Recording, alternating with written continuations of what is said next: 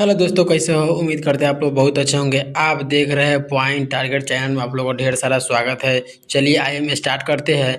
आज महात्मा गांधी का हम जीवन परिचय के बारे में जान चुके थे। हम अगले वीडियो में बताए थे कि महात्मा गांधी के चारों आंदोलनों के बारे में आप लोगों को हम बताएंगे, समझाएंगे, जो 2 नंबरिया प्रश्न आप लोगों को पूछा जाता है। ठीक है, तो ये मेरे की छोटी सी टारगेट आप लोग देख सकते हो, 1 के सब्सक्राइब प्लीज़। चलिए महात्मा गांधी के फिर से हम लोग उनका थोड़ा जीवन परिचय क्या याद कर लेते हैं कि आप लोग को याद हो जाएगा। जो आप लोग देखे उसके तो ठीक है, जो नहीं देखे उनके लिए उपयोगी है, और जो देख लिए उनके लिए भी उपयोगी है कि आप डबल चीज़ को देखिएगा तो आप लोग को दिमाग में और बैठ जाएगा। ठीक है, चलिए इसके बता जीवन परिचय के बाद थोड़ा जान लेते हैं, उसको बताएंगे।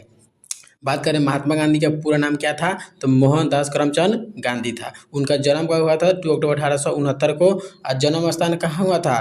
तब पोरबंदर नाम गुजरात में हुआ था, याद रखिएगा। चलिए फटाफट जान लेते हैं हाली हाली। पिता का नाम क्या था? करमचंद गांधी। माता का नाम क्या था? पुतलीबाई। पत्नी का नाम कस्तूरबा गांधी। शिक्षा कानून की पढ़ाई के लिए कहाँ गए थे? तो लंदन गए। कहाँ गए थे?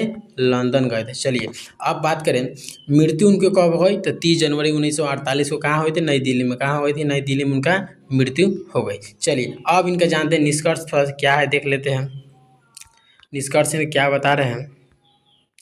चलिए दिया निष्कर्ष में आप लोग देख सकते हैं, महात्मा गांधी ने सत्य और अहिंसा के बल पर भारत को स्वतंत्रता दिलाने में महत्वपूर्ण योगदान दिया। मतलब महात्मा गांधी ने सत्य और अहिंसा के बल पर भारत को स्वतंत्र योगदान दिया। उन्होंने आंदोलन में चंपारण सत्याग्रह, खेरा सत्याग्रह, असहयोग आंदोलन, सविनय अवज्ञा आंदोलन और भारत छोड़ो आंदोलन काफ़ी महत्वपूर्ण उनकी भूमिका निभाई थे। क्या महत्वपूर्ण भूमिका उन्होंने निभाई थी? क्या समझ में आ गया? ये आंदोलन के बारे में हम लोग जानेंगे। भारतीय स्वतंत्रता संग्राम के महत्वपूर्ण अध्याय में उनका जीवन आज भी पूरी दुनिया में शांति और सत्य के और मानवता के संदेश पर आता है। मतलब इनका नाम आज तक भी हर जगह इनका नाम लिया जाता है। ठीक है, इतने महान काम किए थे, काफ़ी आंदोलन लड़ाए थे। तो क्या दिया? परीक्षा के लिए महत्वपूर्ण आंदोलन जो हर साल आती है, 10th हो या 12th हो, याद रखिएगा, ये सभी के लिए उपयोगी है, एकदम VVI है। चलिए बात करते हैं, सबसे प्रश्न VVI है, इसको VVI लगा लो। प्रश्न है, चंपारण सत्याग्रह से आप क्या समझते हैं? चंपारण सत्याग्रह से आप क्या समझते हैं? इसके आंसर देख सकते हैं आप लोग। क्या दिया है कि चंपारण सत्याग्रह 1917 में बिहार के चंपारण जिले में किसानों को अधिकार के लिए, क्या है? किसानों को अधिकार के लिए महात्मा गांधी द्वारा चलाया गया यह पहला सफल आंदोलन था। क्या था? महात्मा गांधी चलाया गया पहला ही सफल आंदोलन था, जो यह भारत में गांधी जी का पहला बड़ा जन आंदोलन था। मतलब सबसे बड़ा इनका पूछो ना, पहला आंदोलन सबसे बड़ा कौन था? तो ये कौन था? चंपारण सत्याग्रह, जो आप लोग कहाँ है? मोतिहारी में पड़ता है। कहाँ पड़ता है? मोतिहारी में आप लोग को पड़ता है। बात करें तो कब हुआ था सन, तो ऑब्जेक्टिव पूछ सकता है, याद रखिए 1917 में हुआ था चंपारण सत्याग्रह। ठीक है, इसमें नील की खेती के बारे में चर्चा किया गया है। तो आइए नीचे देखते हैं। देखिए अब दिया इसका कारण क्या है? चंपारण सत्याग्रह कारण क्या था? तो अंग्रेज नील के किसानों को तीन कठिया प्रथा के तहत जबरन नील की खेती कराने के लिए मजबूर करते थे। मतलब वहाँ किसान लोग जितने भी थे ना, उनको अंग्रेजों ने उस पर मिल कर अत्याचार करते थे और जबरदस्ती नील की खेती कराते। क्या करते? नील की खेती कराते थे। और देख सकते हैं किसानों का शोषण किया जाता था और उन्हें उचित मूल्य नहीं मिलता था। देखो उल्टे उनको हड़प लिया भी जाता था, जो भी मजदूरी करते थे और उनका उचित जो मूल्य मिलता था वो भी हड़प लिया जाता था। और क्या दिया है? किसानों की समस्या को लेकर किसान नेता राजकुमार शुक्ल गांधी जी चंपारण लेकर आए थे। कहाँ गए थे? गांधी जी पूछ देगा कि गांधी जी को किसने बुलाया थे चंपारण से, तो उसका नाम था राजकुमार शुक्ल जी ने बुलाए थे। किनको? तो गांधी जी को। कहाँ से? तो अपने गुजरात में पड़ता है, गांधी आश्रम से गुजरात से बुलाया गया था इनको। समझ में गया? तो बात करेगा चंपारण सत्याग्रह कारण क्या था, तो बता देना है कि अंग्रेजों ने नील किसानों को तीन कठिया पर जबरन नील की खेती कराने के लिए किसानों के लिए शोषण किया जाता है, इसमें हड़प लिया जाता था। इसका यही कारण था। यह कब हुआ था? 1917 में। कब हुआ था? 1917 में, याद रखिए। चलिए अब हम जानते हैं इंपॉर्टेंट प्रश्न, याद रखिए एकदम, VVI लगा लीजिए। चलिए दिया असहयोग आंदोलन से आप क्या समझते हैं? चाहे ऐसे पूछ सकता है, असहयोग आंदोलन से कब हुआ था, किसे कहते हैं, इसके उदाहरण दे, टिप्पणी लिखे, बात तो हमको बराबर कहता है। ठीक है, दिया 1920 में 1920 से 1922 के बीच चला था। यह आंदोलन जो था ना 2 साल चला। कितना साल चला? 2 साल चला। 1920 से लेकर 1922 तक चला। ठीक है, अब दिया है यह आंदोलन महात्मा गांधी के मृत्यु में ब्रिटिश शासन के खिलाफ शुरू किया गया था। क्या ब्रिटिश शासन के खिलाफ शुरू किया गया था। इसका उद्देश्य अंग्रेजी सरकार के साथ सहयोग न करके कमज़ोर करना था। इसका उद्देश्य क्या था कि यह आंदोलन जो चलाया गया था ना, ब्रिटिश शासन के खिलाफ शुरू किया था। इसका उद्देश्य अंग्रेजी जितना भी सरकार थे ना, उस पर क्या सब चीज़ को कम करना था। जैसे विदेशी सरकार क्या हो सकते हैं, तो उनका जो विदेशी कारोबार है बंद यहाँ कराना चाहते थे महात्मा गांधी। इन्हीं का मुख था असहयोग आंदोलन। कब हुआ था? 1920 से स्टार्ट होता, 1920 में स्टार्ट होती। देखिए मुक्ति थी, शुरुआत हुई थी 1 अगस्त 1920 को शुरुआत हुई। समाप्ति की बात करें तो 2 साल, बोले ना मैं 2 साल चला था, तो कब? फरवरी 1922 को समाप्ति हो गई। चलिए अब देखिए सर समाप्ति का कारण क्या था, किस वजह से समाप्ति करे? तो चौरी चौरा एक कांड है जो कहाँ गुजरात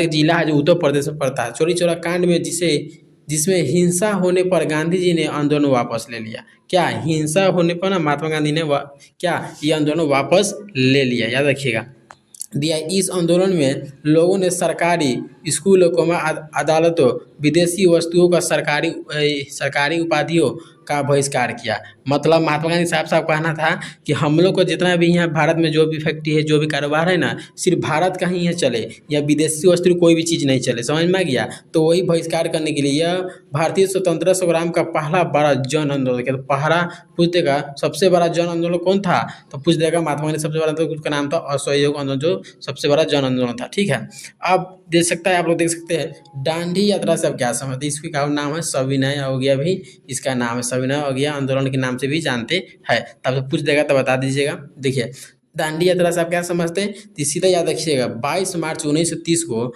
महात्मा गांधी द्वारा साबरमती आश्रम अहमदाबाद, याद रखिएगा अहमदाबाद कहाँ गुजरात में पड़ता है, से शुरू की गई थी। कहाँ? अहमदाबाद से शुरू की गई थी। यह यात्रा कितना 24 दिनों तक चली। पूछ देगा कि महात्मा गांधी जो ये दांडी यात्रा जो था ना, ये कितनों दिनों तक चला, तो 24 दिन तक चला।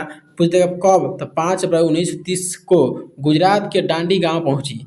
देखिए 12 मार्च को शुरू हुई और 5 अप्रैल तक 1930 को गुजरात के दांडी गांव में पहुंची। कहाँ? दांडी गांव में यह पहुंची। ठीक है, इसका मुख्य उद्देश्य अंग्रेजों के नमक कानून को विरोध करना था। इसकी याद रखिए। दांडी यात्रा हम ये सीधा इसे बोल सकते हैं, यह समझते हैं कि यह 12 मार्च 1930 को महात्मा गांधी जी द्वारा साबरमती आश्रम अहमदाबाद से शुरू की गई थी। यह 24 दिनों तक चली और 5 अप्रैल 1930 को गुजरात के दांडी गांव तक पहुंची। इसका मुख्य उद्देश्य क्या था, तो नमक कानून जो कर था ना, उसको विरोध करना था, समाप्त करना था। ठीक है, नमक कानून विरोध को समाप्त करना था।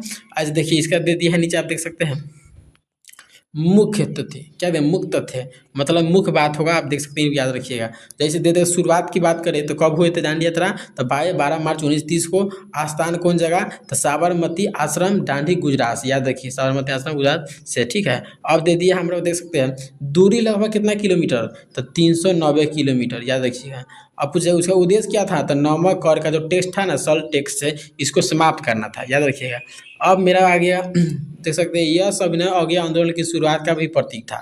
सविनय का मतलब सभी लोग इस बात पर निर्भीत थे, तो इसी यह भी इसका प्रतीक था। इसका दूसरा यह भी नाम होता है, जैसे दांडी यात्रा और सविनय अवज्ञा आंदोलन कह देते, इसी का आंसर आपको लिखना है। ठीक है, इसका यही प्रतीक है। अब बात करें दांडी यात्रा का, तो 12 मार्च 1930 को महात्मा गांधी द्वारा शुरू की गई थी। याद रखिए किसके द्वारा शुरू किया गया था, तो महात्मा गांधी जी के द्वारा यह शुरू किया गया था, याद रखिए।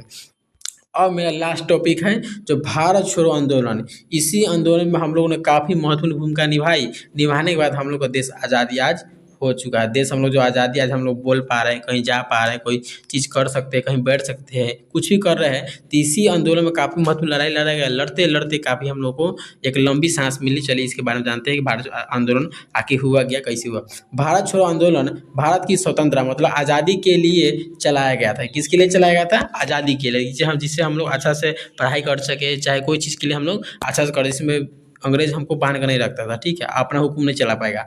महत्वपूर्ण क्या लिखा है, महत्वपूर्ण जन आंदोलन था, एक महत्वपूर्ण जन आंदोलन था। ठीक है, इसे 8 अगस्त 1942 को, याद रखिएगा 8 अगस्त 1942 को महात्मा गांधी ने मुंबई में शुरू किया। ये 8 अगस्त 1942 को शुरू किया गया था, लेकिन याद रखिएगा 42 को शुरू हुआ था, 8 अगस्त 1942 शुरू हुआ था। इसका मुख्य उद्देश्य था क्या था, इसका मुख्य उद्देश्य क्या था, तो इसका मुख्य उद्देश्य था ब्रिटिश सरकार, उस समय ब्रिटिश सरकार चल रहा था। ठीक है, भारत छोड़ दे। क्या मुख्य था कि अंग्रेज यहाँ से भारत छोड़ के भाग जाए, जिससे हम लोग देश में आराम से जिंदगी जी सके और पढ़ाई लिखाई मतलब जो भी कार्य है अच्छा से कर सके, जिंदगी चला सके।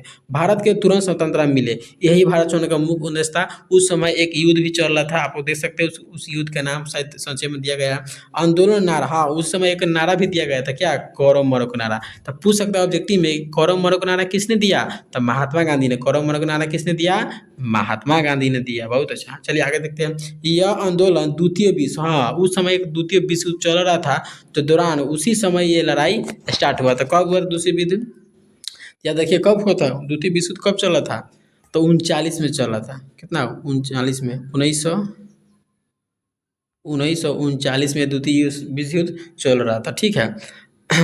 अब बात करें, आंदोलन शुरू होते ही अंग्रेज ने गांधी जी के सहित कई नेताओं को गिरफ्तार कर लिया। देख लीजिए, जैसे ही आंदोलन शुरुआत हुआ ना, तो उस समय कितना महात्मा गांधी के आंदोलन में गांधी सहित कितने लोगों को गिरफ्तार लिया। इसके बावजूद भी पूरे देश में लोगों ने स्वतंत्रता के लिए प्रदर्शन और विरोध जारी रखा। इसलिए आज हम लोग का देश आज़ादी हो चुका है। यही सारी कारण था जो महात्मा गांधी महत्वपूर्ण भूमिका निभाने के बाद हम लोग आज देश बहुत आज़ादी की ओर आज आया है। तो इसके लिए आप लोग के लिए, तो आप लोग समझ चुके हैं। अगर आप समझ गए तो वीडियो को लाइक कर दें, वीडियो को आप लोग लाइक करें, लाइक